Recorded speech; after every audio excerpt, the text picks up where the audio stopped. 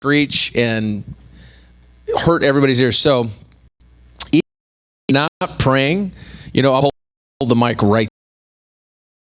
If you're on, and if you want to get it up to your mouth,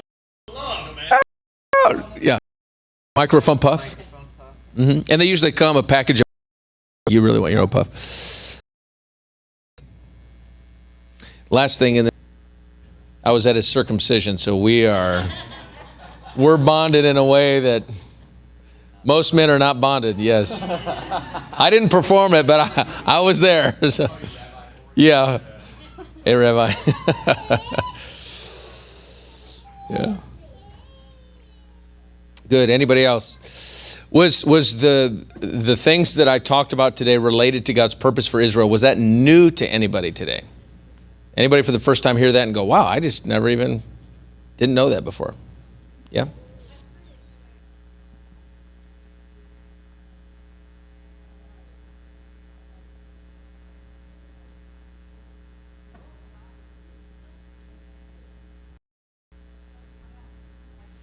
Call it the mystery of Israel, and the reason why is not because we can't understand it, but we need the supernatural help of the Holy Spirit to understand it. That's for everybody.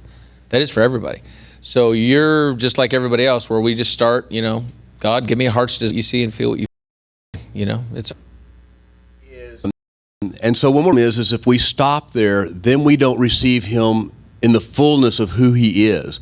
Part of the joy of the journey is getting to discover those parts that we didn't know. Oh, but I like everybody, and once everybody to begin to just say, God, let me love all of you, and let me love what you love. And that's what changed my heart toward Israel, is when I asked God to let me love what he loves. Really relate. So hard to kind of like, I think it just comes from, that's coming right out and profound praise of like how inscrutable are his judgments and his ways are unfathomable, and this God, like, to him be glory and all about Israel. And I would just encourage you, like, go slowly through Romans, and he really unpacks a lot about Israel in that book.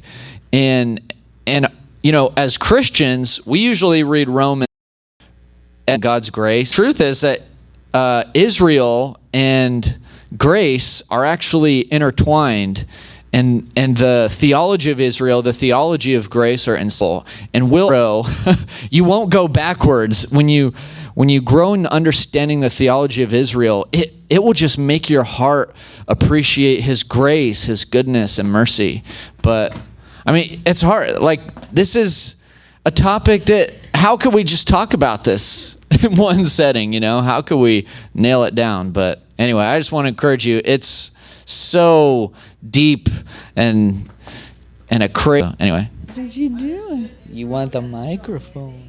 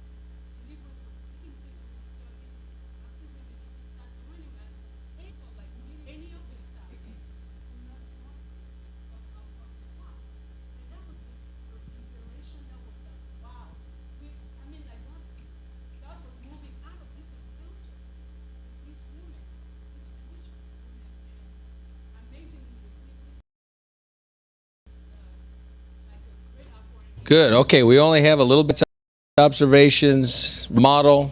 I loved it. That was awesome. Let's do it again. Rage that Psalm 2 talks about, the kings and the get their hands on. So yeah, that's Daniel chapter 2:12. And the way that I can relate it,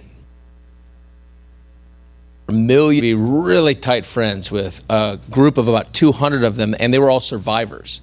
So it would be one, and it was usually a child that now, when I met him, it was like 10 years later. So they were one of a family of about, they had big families over there, 8, 10, 12 kids.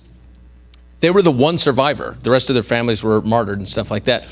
But one girl that I met, she was about 14 years old when the rock, and she hears a voice in her head say, so they're like, shut up, whatever. Get to her, it skips over, booking, and is this powerful